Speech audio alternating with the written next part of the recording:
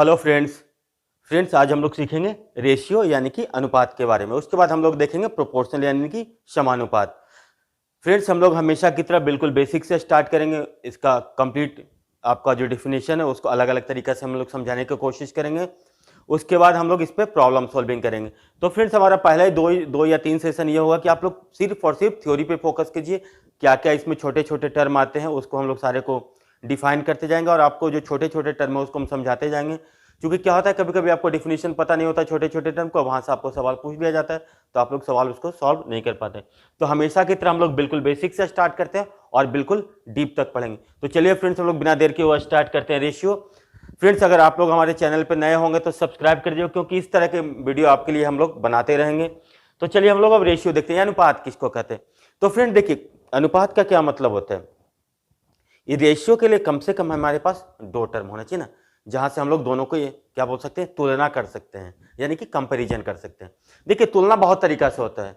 जैसे कि दो की तुलना कर रहे हैं, दो के बीच में या तो एक बड़ा है एक छोटा है ना, एक कितना गुना बड़ा है यानी कि मल्टीपल या डिवीजन में। लेकिन जो रेशियो का जो यहाँ पे फंडा होता है ना, हम लोग दो चीजों का अगर डिवीजन में तुलना करते हैं, एक दूसरे से भागा देते हैं, तो उसको हम लोग बोलते हैं रेशियो।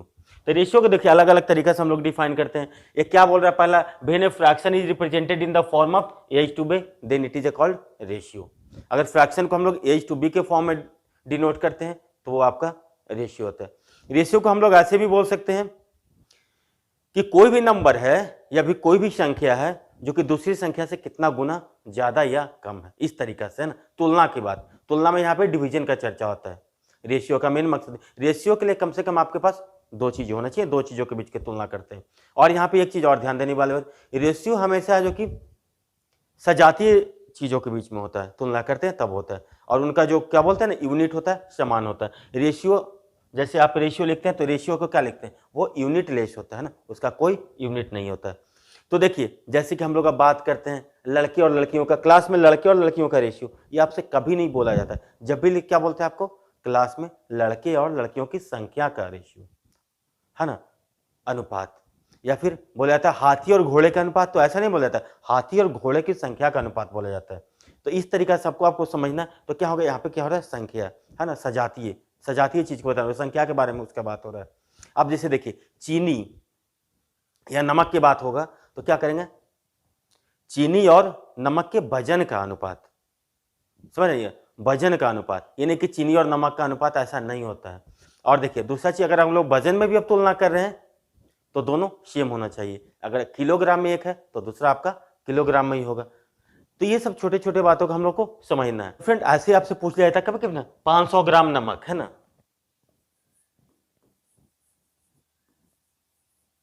ग्राम साल्ट और 4 kg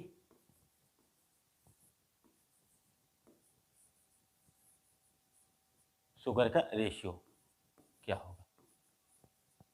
तो क्या होगा, हम लोग क्या बोले थे, दोनों का आपको एक ही चीज में लगेगा। अगर 500 ग्राम को अगर किलो में बदलेंगे तो क्या होगा 0.5, तो क्या लिखेंगे आप 0.5 अपॉन 4, ये 5 से पॉइंट को तो 0 आ जाएगा, तो कितना होगा 8, कितना हो जाएगा आपका रेशियो 1/8।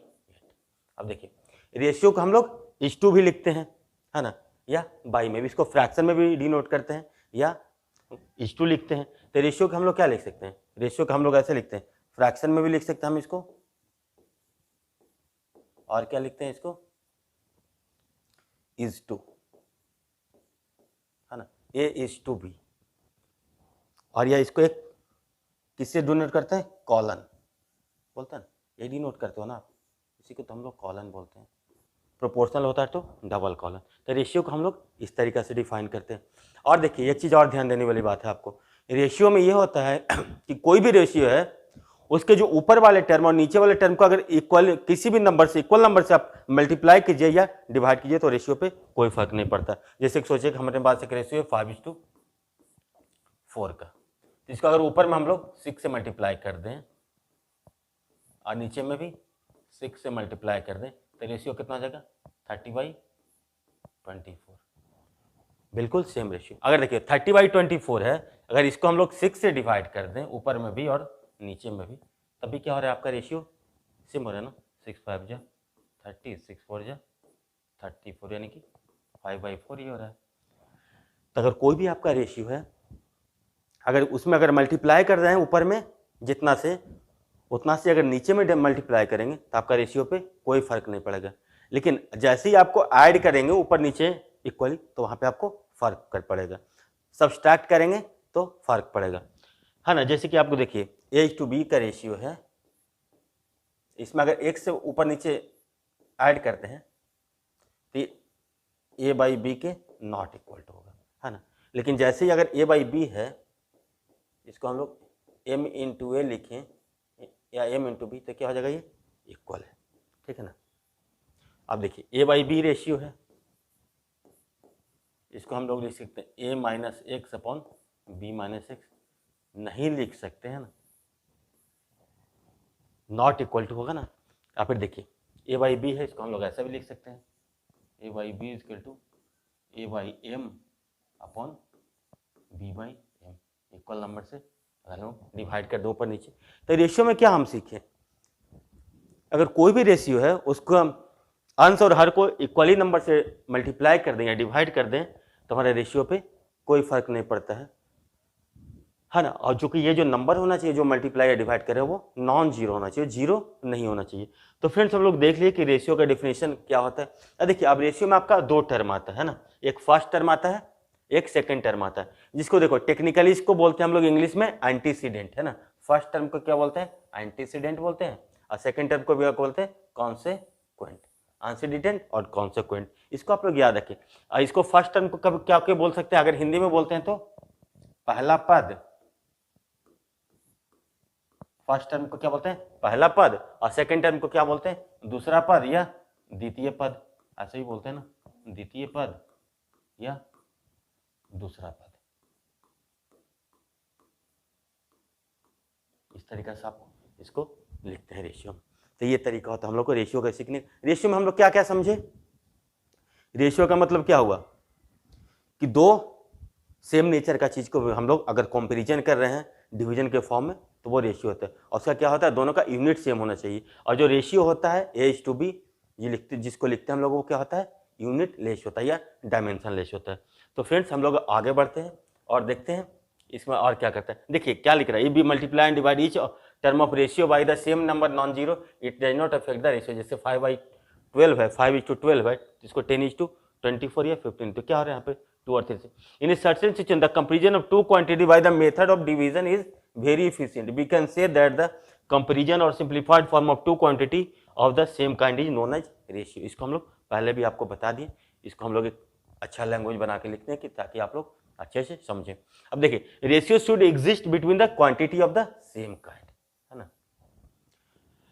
देखिए while comparing the two things, इसका यूनिट भी आपका सिमिलर होना चाहिए। अगर केजी में है तो केजी में, केजी और लीटर वाला इसके चीज़ों को हम लोग आप रेशियो में कंपेरिजन नहीं कर। The comparison of two ratio can perform in the ratio are equivalent like fractions. देखिए the comparison of two ratios can be performed if the ratios are equivalent like the fractions. देखिए अगर आपके पास दो ratios है ना तो उसको हम लोग कंपेयर करके देख सकते हैं क्या बड़ा या छोटा है। जैसे देखिए एक आपका दे दिया कि 5/3 का रेशियो है, एक है आपका 7/5 का, इसको हम लोग कंपेरिजन भी करके देख लेते हैं कौन बड़ा से छोटा। कुछ इस तरीका का चीज़ें यहाँ पे हम लोग बता रहे हैं। अब देखिए अब आता है हमारा टाइप्स ऑफ रेशियो। लर्निंग के लिए सबसे इंपॉर्टेंट बात क्या है, आपका बिल्कुल बेसिक क्लियर होना चाहिए। अगर बेसिक क्लियर है, आपका बेसिक पे आप ज़्यादा समय दे रहे हैं तो आप प्रॉब्लम सॉल्विंग थोड़ा कम भी करेंगे तो आप सारा चीज़ों को बहुत आसानी से हैंडल करेंगे। देखिए डुप्लीकेट रेशियो, या इसको हम लोग हिंदी में लिखते हैं तो क्या लिखते हैं, वर्गानुपात। अब देखिए the ratio of a square of two numbers is called the duplicate ratio of two numbers. जैसे सोचिए आपका हमको दिया हुआ है X/Y इक्वल टू कुछ है, मान लिया कि 5:4, है ना। तो इसका डुप्लीकेट रेशियो अगर बोलेगा तो डुप्लीकेट रेशियो जैसे ही बोलेगा तो क्या हो जाएगा आपका, डुप्लीकेट रेशियो इक्वल टू क्या हो जाएगा, 5 का स्क्वायर इज टू 4 का स्क्वायर, यानी कि 25:60, ये होगा ना। डुप्लीकेट जैसे ही आपका X/Y दिया हुआ है तो हम लोग को सिर्फ X square is to Y square निकाल देंगे, वही तो आपका डुप्लीकेट रेशियो हो जाएगा। X square is to Y square क्या हो रहा है आपका डुप्लीकेट रेशियो हो रहा है ना, अगर आपका X is to Y given है। तो हम लोग को देखिए जो भी है उसका अगर स्क्वायर कर देते हैं तो आपका क्या होता है डुप्लीकेट रेशियो होता है, या इसको हम लोग बोलते हैं वर्गानुपात। अब देखिए इसके बाद आता है हमारा क्या सब डुप्लीकेट रेशियो, है ना। रेशियो के टाइप में क्या होता है, अभी होगा डुप्लीकेट रेशियो, अगला आएगा सब डुप्लीकेट रेशियो। सब डुप्लीकेट रेशियो का मतलब क्या होगा आपको पहले हम समझा देते हैं। अगर आपका x इज टू वाई दिया हुआ है ना, एक्स बाई वाई का वैल्यू दिया हुआ है, एक्स बाई वाई का वैल्यू दिया हो, या फिर आप बोल सकते हैं एक्स इज टू वाई दिया हुआ बात है।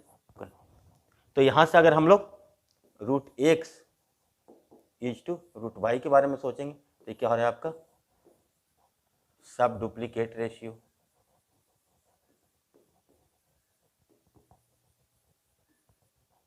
सब डुप्लीकेट रेशियो के हिंदी में अगर बोलेंगे तो क्या बोलेंगे वर्ग मूलानुपात, है ना। तो अगर x इज टू वाई दिया हुआ तो आपको under root x is to under root y या under root x by under root y का जो वैल्यू होगा यही होगा आपका सब डुप्लीकेट रेशियो। तो देखिए कितना आसान है, सब डुप्लीकेट रेशियो वर्ग मूलानुपात, the ratio of square root of two numbers is called the sub duplicate ratio of given two number. देखिए अगर x इज टू वाई आपका गिवन है तो क्या हो जाएगा under root x is to under root y क्या हो जाएगा आपका सब डुप्लीकेट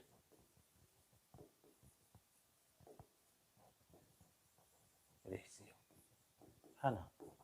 कितना आसान है। देखिए यहाँ पे एक सवाल दिया हुआ था इसके पहले duplicate ratio, if x is to Y is equal to 3 is to 5 then find the duplicate ratio of 3x plus Y. देखिए x इज टू वाई का वैल्यू कितना आपका दिया हुआ है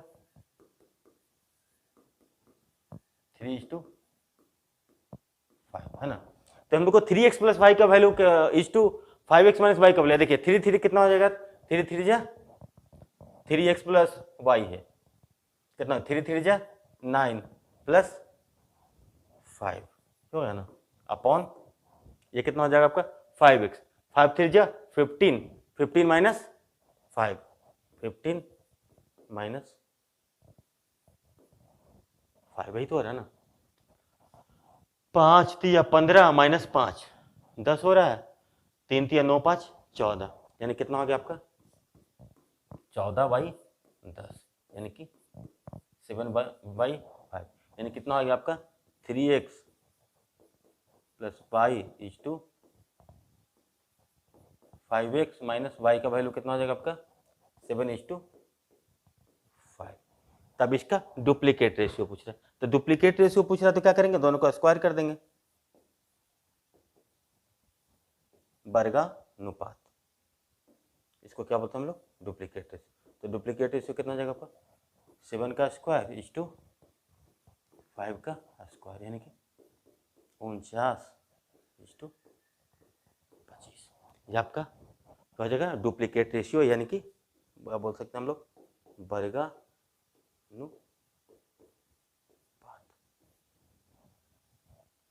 तो ये आपका इस तरीके से हम प्रॉब्लम को आप सॉल्व कर लेते हैं।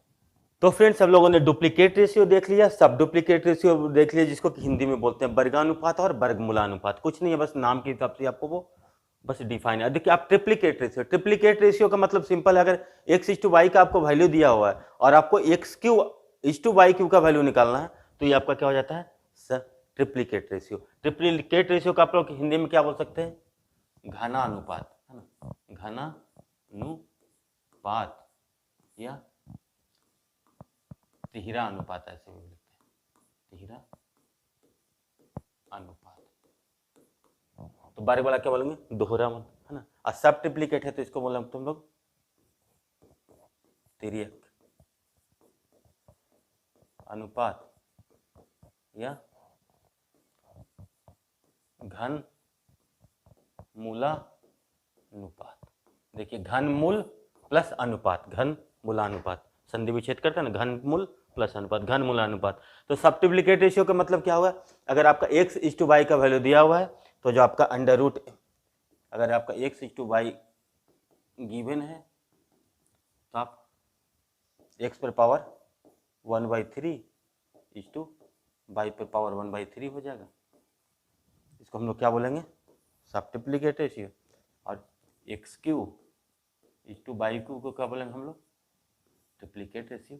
तो इस तरीका का बात हो गया। अब देखिए 2 नंबर आपका दिया हुआ, मान लिया कि आपको सोचिए कि 4:7 है, तो इसका हम लोग को अगर पूछा गया ट्रिप्लीकेट रेशियो क्या, ट्रिप्लीकेट रेशियो यानी कितना होगा आपका 4 का क्यूब इज टू 7 का क्यूब, यानी कितना हो गया 4 का क्यूब 64 इज टू 7 7 49 7 343, हो गया। आप सोचिए अगर आपके पास ऐसा एक्स इज टू वाई का वैल्यू आपका है 27:64, तो यहाँ पे आपको सब ट्रिप्लीकेट रेशियो पूछा जा रहा है। सब ट्रिप्लीकेट रेशियो पूछा जा रहा है, इसका मतलब क्या हो गया, इस पे पावर 1/3, तो हम लोग इसको ऐसे लिखेंगे, इसको ऐसे भी लिख सकते हैं इज टू, लेकिन इसका टू कितना हो जाएगा आपका अंडर रूट से, कितना हो जाएगा आपका 3:4, ये आपका क्या हो जाएगा आपका सब ट्रिप्लीकेट रेशियो होगा। तो कितना सिंपल है, अगर आपको कॉन्सेप्ट पता है तो इस टाइप का सवाल आएगा तो बहुत आसानी से आप कर सकते हैं। तो अब हम लोग आगे बढ़ते हैं। अब देखिए एक आता है इनवर्स रेशियो, है ना। ये इनवर्स रेशियो क्या कहता है, जैसे कि हमारे सोचिए कि हमारे पास रेशियो कुछ इस तरीके से A:B या A/B है ना, तो इसका इनवर्स करेंगे तो क्या हो जाएगा, इनवर्स रेशियो मतलब 1/A:1/B, है ना। ये क्या हो रहा है आपका इनवर्स।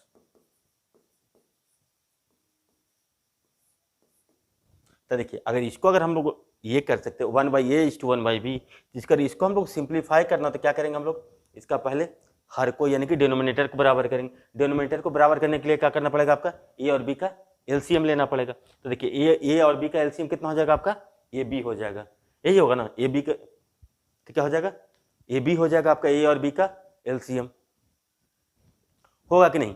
तो जो एलसीएम होगा उसको दोनों में अगर मल्टीप्लाई कर देते ऊपर नीचे, दोनों रेशियो में मल्टीप्लाई कर देंगे तो क्या होगा, कोई फर्क नहीं पड़ेगा। तो क्या लिख सकते हैं हम लोग, A B upon A is to A B upon B, हाँ ये लिखेंगे ना, ए से कैंसिल हो गया, ए से कैंसिल हो गया, ये आपका कितना हो जाएगा आपका बी इज टू ए,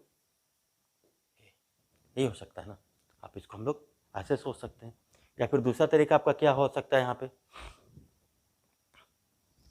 इसका डिनोमिनेटर को बराबर करना है ना, तो इसको हम लोग ऐसे लिखें, डिनोमिनेटर कब बराबर होगा, अगर इसमें अगर हम लोग बी से मल्टीप्लाई करें, इसमें ए से मल्टीप्लाई करें, तो यानी कि ऊपर नीचे कितना हो जाएगा, B upon A B is to A upon A B, यही हो गया ना। अब देखिए B upon A B is to A upon A B है, तो इसको अगर हम लोग लिखेंगे तो क्या लिखेंगे, बी इज टू, यही तो लिखेंगे ना। अगर आपका कुछ इस तरीका से x by A is to by by A ratio में, तो इसको हम क्या लिखेंगे, एक्स इज टू बाई, तो सिंपल लिखते हैं ना। तो ये आपका बी इज टू, ये हो गया आपका ये इनवर्स रेशियो हो गया, है ना। तो फ्रेंड्स हम लोग रेशियो के बाद अब थोड़ा सा आगे प्रोपोर्शनल पढ़ लेते हैं, उसके बाद हम लोग जो कंपेरिजन वाला ऑफ रेशियो जो ये जो टर्म है, इसको हम लोग आपको उसके बाद डिफाइन करेंगे। अभी थोड़ा और हम लोग आगे देखिए, यहाँ पे रेशियो ऑफ 2 तरीका का होता है, एक रेशियो ऑफ ग्रेटर इनइक्वालिटी होता है और एक होता है ratio of less inequality. Greater inequality का मतलब क्या होगा आपका, ए बाई बी जो रेशियो होगा वो ग्रेटर देन 1 होगा, और लेसर इनइक्वालिटी का मतलब क्या होगा, ए बाई बी होगा वो लेस देन 1 होगा। ये आपका क्या हो गया, ग्रेटर इनइक्वालिटी का रेशियो, ग्रेटर इनइक्वालिटी का रेशियो हो गया।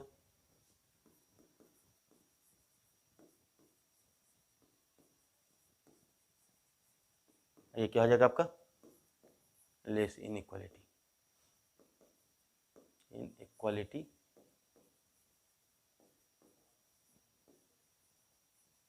रेशियो।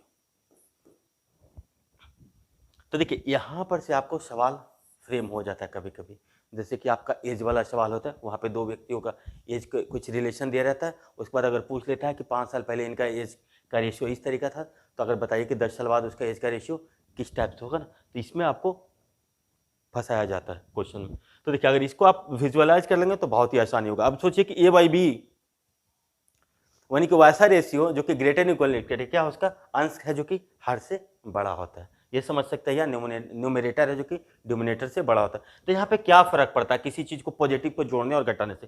तो देखिए इस टाइप का जो रेशियो है ना, इसमें क्या होता है, अगर पॉजिटिव चीज को जोड़ेंगे तो क्या होगा, वो इसके तुलना में रेशियो वो डिक्रीज करेगा, और निगेटिव क्या बोलते हैं, अगर इससे कुछ घटाएंगे तो क्या होगा, आपका रेशियो इंक्रीज करेगा।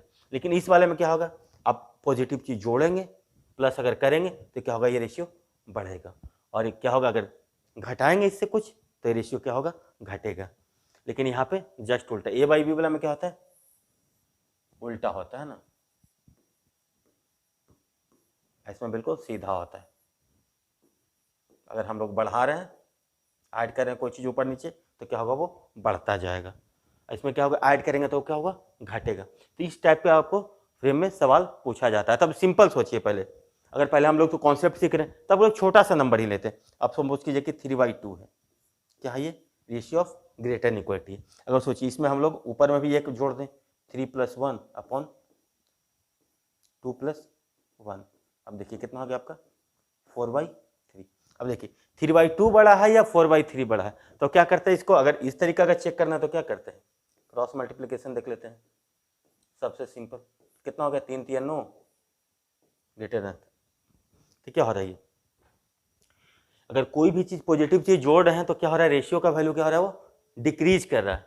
अब देखिए इसमें से अगर हम 3/2 है, इसमें से अगर -1 कर, 3 - 1/2 - 1, सिंपल सा, तो 2/1। अब कुछ भी चेक करके देखिए क्या हो रहा है, ये बड़ा हो रहा है।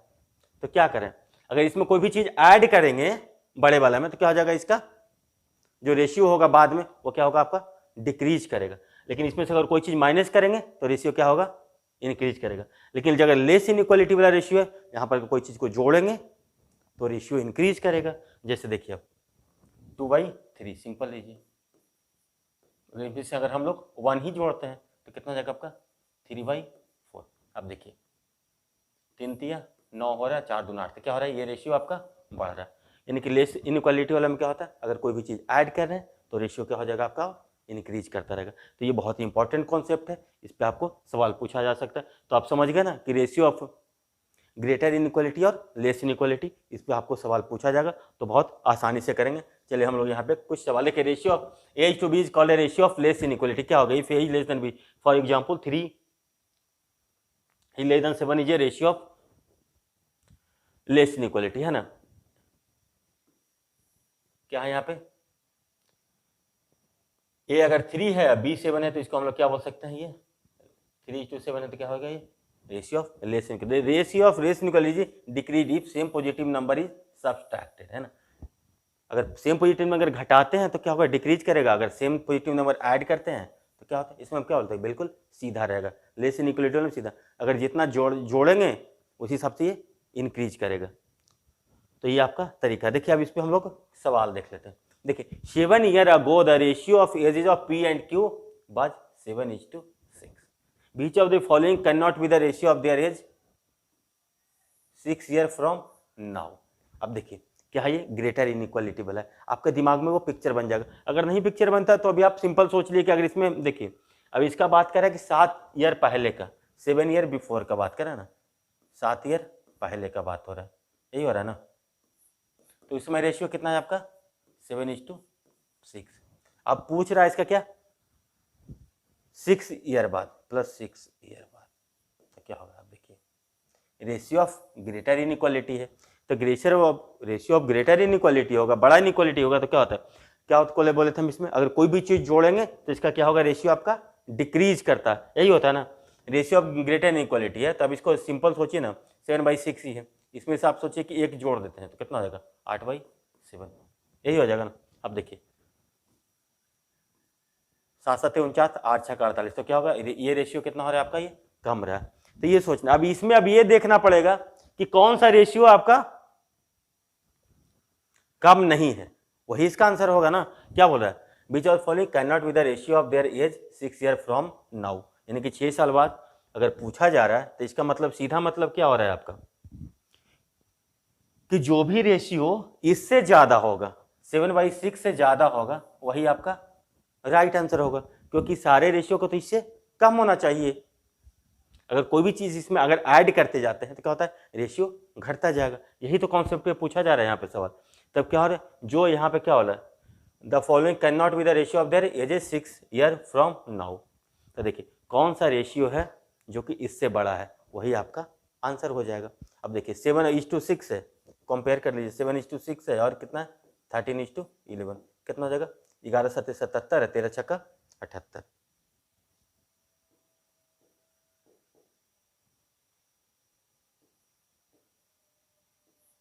अब देखिए ये क्या हो रहा है आपका, इंक्रीज कर रहा है। अब देखिए बाकी सारा डिक्रीज करेगा। एक बार आप देख लीजिए इसको, 7 6 15 14, देखिए कितना हो जाएगा आपका 98, यही हो रहा है 15 छक्का 90, यानी कि ये ग्रेटर है। अब देखिए अगेन ये देखिए 13/12 है। अभी हम लोग सीख रहे हैं इसलिए हम आपको सारा करके बता रहे हैं। तो 7/6 है और देखिए 13/12। अब देखिए 12 84, यानी कि 84 ग्रेटर देन कितना है 78 से। तो ये रेशियो भी क्या है, पहले वाला से बड़ा है ना। सिमिलरली ये भी आपका बड़ा ही होगा। इसका मतलब आपका राइट आंसर क्या हो जाएगा आपका 13:11। इसको आप लोग थोड़ा सा अगर प्रैक्टिस करेंगे तो आप देख करके बता देंगे कि 13:11 है, वही यहाँ पे राइट आंसर हमारा होगा। तो क्या देखिए हम लोग यहाँ पे, अगर कॉन्सेप्चुअल क्लैरिटी है तो हम लोग बिल्कुल आसानी से विजुअलाइज कर लेते हैं ना कि ये जो रेशियो है यही सिर्फ बड़ा हो रहा है। क्या हो रहा है, जो 7/6 है क्या हो गया, रेशियो ऑफ ग्रेटर इनइक्वालिटी हो गया। अगर वो भी नहीं पता, बस हम लोग को लॉजिक पता है कि इसको अगर ऐड करेंगे इसमें कोई भी चीज ऊपर नीचे इक्वल नंबर, तो क्या होगा, ये ऑलवेज क्या होगा, ये इससे कम होगा। आप इसको विजुअलाइज कीजिए, करके देखिए, याद करने का कोशिश मत कीजिए।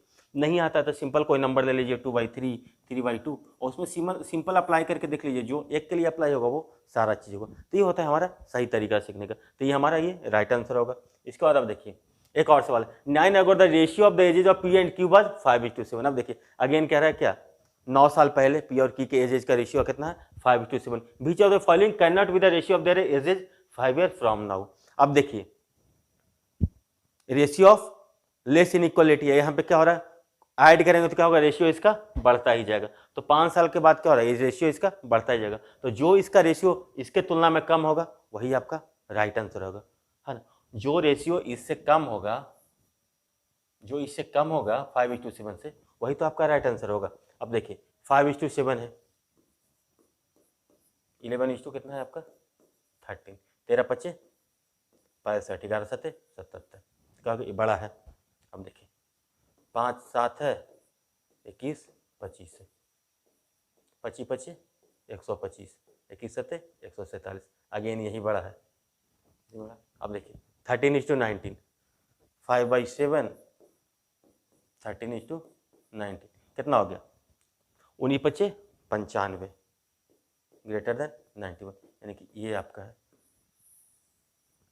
तो कौन सा आंसर होगा, जो कि रेशियो आपका इसके तुलना में छोटा है, तो ये आपका राइट आंसर होगा।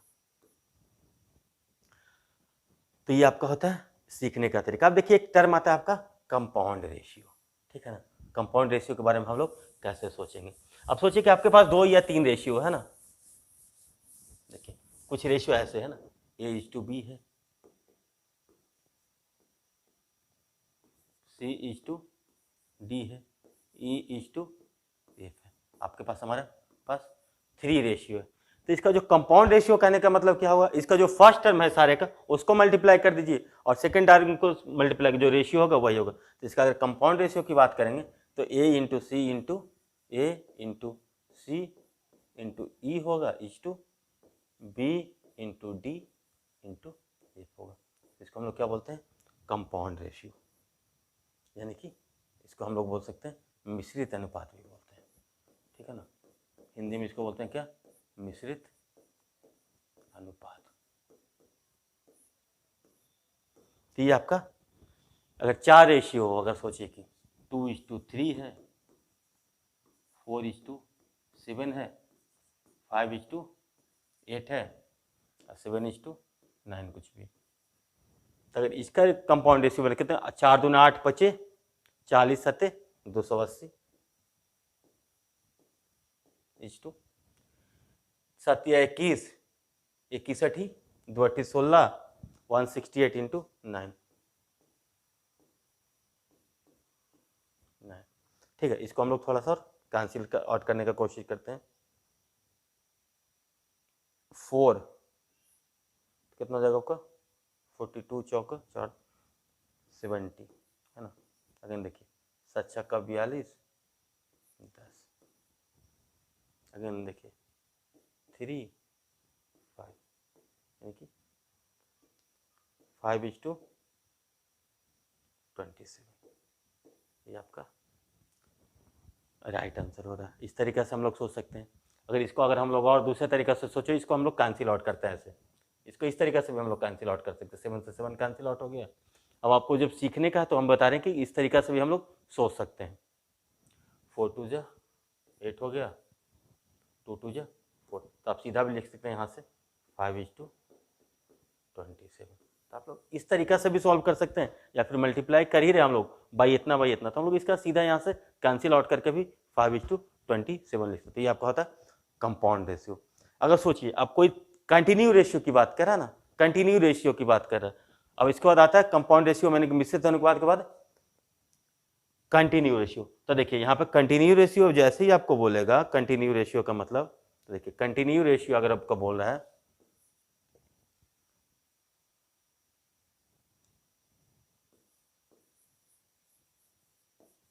कंटिन्यू रेशियो, क्या होगा आपका A:B इजकल टू B:C रहे ना, तो इसको हम लोग ऐसे भी लिखते हैं A/B इजकल टू B/C, इसको लिखते हैं AC is equal to B²।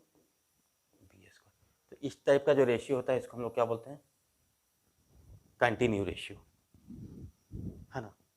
Continue ratio इसको बोलते हैं।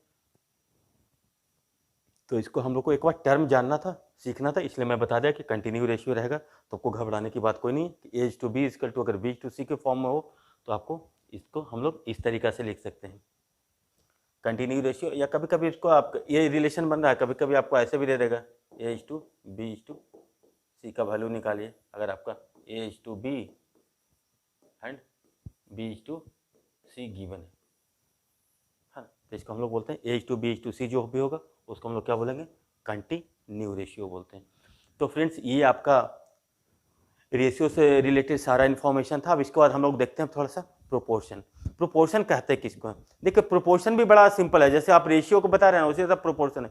अब सोचिए कि सबसे सिंपल डिफिनीशन इसका बोले अगर हम लोग प्रोपोर्शन का, यानी कि समानुपात का, सम अनुपात यानी कि इक्वल अनुपात, इक्वल रेशियो होगा उसी को हम लोग बोलते हैं समानुपात, इक्वल रेशियो। जैसे कि आप सोचिए कि आपके पास दो रेशियो है, एक रेशियो A/B और दूसरा है आपका रेशियो C/D।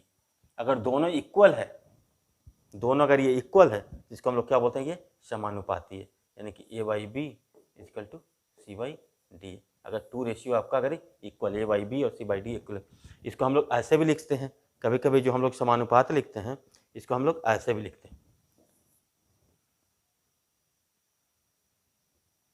A:B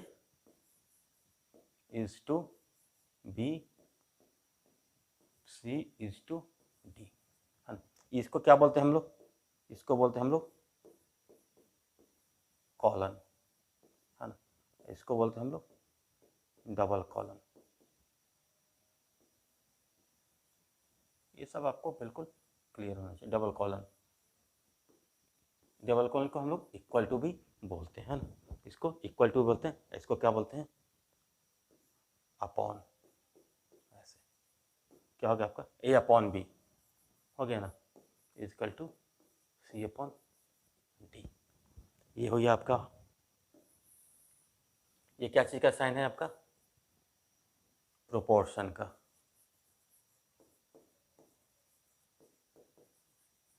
यानी कि समानुपात का। ये क्या है आपका साइन है आपका रेशियो का, अनुपात।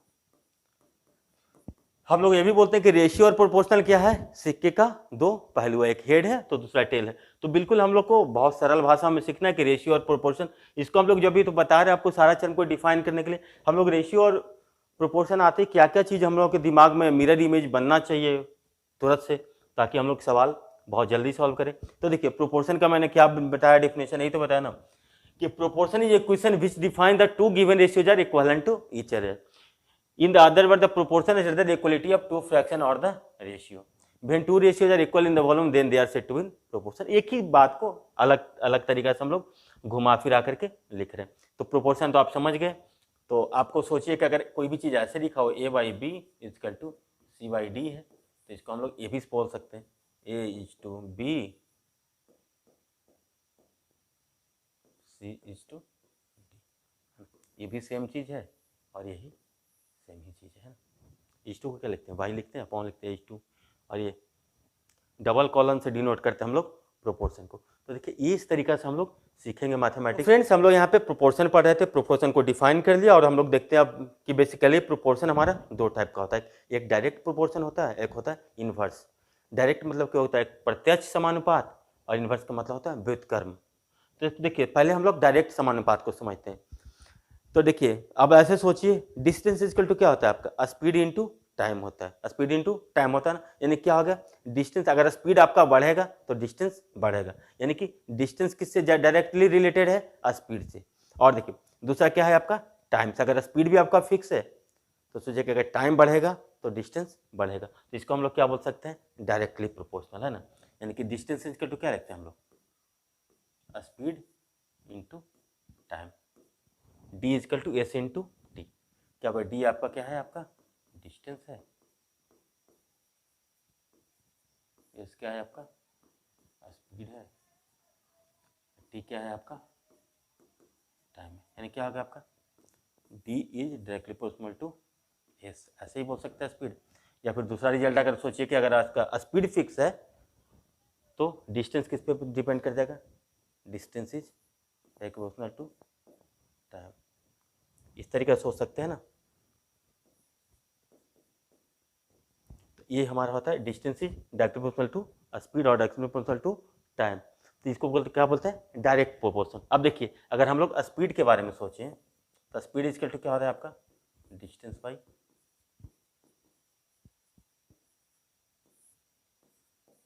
टाइम। यानी क्या हो रहा है, speed is inversely proportional to time, है ना। अब सोचिए अगर टाइम बढ़ेगा तो स्पीड घटेगा। यहाँ पे डायरेक्ट प्रोपोर्शनल क्या है, अगर टाइम बढ़ेगा तो डिस्टेंस बढ़ेगा। अगर टाइम फिक्स है, टाइम को अगर हम लोग कांस्टेंट कर दें तो अगर स्पीड बढ़ेगा तो डिस्टेंस बढ़ेगा। तो इस तरीका का हमारा कोई भी चीज़ होता है जिसको हम लोग बोलते हैं एक डायरेक्ट प्रोपोर्शनल, और एक होता है आपका जब एक क्वांटिटी घटेगा और दूसरा बढ़ेगा तो उसे स्थिति में क्या बोलते हैं, इनवर्सली प्रोपोर्शनल है। अगर एक बढ़ रहा है दूसरा भी बढ़ेगा, एक घटेगा दूसरा भी घटेगा, तो उसको क्या बोलते हैं, डायरेक्ट। जब उल्टा हो रहा है तो उसको क्या बोलते हैं, इनवर्स या व्युत्क्रम। बिल्कुल नाम से ही आपको क्लियर हो रहा है कि क्या ये कहना चाह रहा है। तो और हम लोग अब थोड़ा और आगे बढ़ते हैं और देखें ये कह रहा है, let us consider that in proportion the two ratios are a is to b and c to the two terms b and c are called means, whereas the term a and d are known as extremes। ये देखिए ये बड़ा ही important result है। देखिए a is to b हम लोग लिखते हैं ना, ऐसे लिखते हैं a is to b proportional to c is to d। इसको हम लोग को बात को समझना, इसको हम लोग इसको ऐसे भी लिखते हैं a by b equal to c by d, है ना। इसको और थोड़ा सा हम लोग लिखते हैं तो ऐसे लिखते हैं A D equal to B C. तो देखिए ए डी ये क्या है आपका एक्सट्रीम, है ना कि बाहरी। इसको हम लोग बोल सकते हैं, ए को क्या बोल सकते हैं, ए को वो ये भी बोल सकते हैं हम लोग बाह्य पद। डी भी आपका हो गया बाह्य पद या एक्सट्रीम, और बी सी आपका क्या हो गया आपका, इसको बोलते हैं हम लोग बी सी को बोलते हैं मीन बोल सकते हैं या मध्य पद। ये आपका बिल्कुल क्लियर होना चाहिए। तो कभी कभी आपको इतना टाइम भी नहीं होता, A by B is equal to C by, सीधा आप देखेंगे जो एक्सट्रीम का जो मल्टीप्लीकेशन है वो आपका मध्य पद के जो या मीन का जो मल्टीप्लीकेशन है उसके बराबर है। तो इस तरीके से आप देखेंगे तो आपका कैलकुलेशन बहुत ही फास्ट हो जाएगा। तो हम लोग को पता तो बिल्कुल हर चीज को बिल्कुल क्लियरिटी के साथ होना चाहिए कि A by B is equal to C by D या A D is equal to B C. हम लोग इसको क्या कर रहे हैं, कुछ तो करने के क्रॉस मल्टीप्लीकेशन कर रहे हैं, A D is equal to B C, वही को तो हम लोग लिख दिया। तो कभी कभी आपका ये रिजल्ट बहुत फायदेमंद होता है, कभी कभी जो ऐसा जो कहे, तो हम लोग को चीज़ें अच्छे से पता होना चाहिए, तो हम लोग इसको बहुत आसानी से हैंडल कर लेंगे। तो फ्रेंड्स उम्मीद है कि आप लोग को ये आज का सेशन अच्छा लगा होगा। अगर आप लोग इस चैनल पर नए होंगे तो चैनल को सब्सक्राइब कीजिए, लाइक कीजिए, शेयर कीजिए। और फ्रेंड्स इसी टाइप का वीडियो आपको मिलते रहे। फ्रेंड्स आज के लिए बस इतना ही। Thank you, take care, bye bye.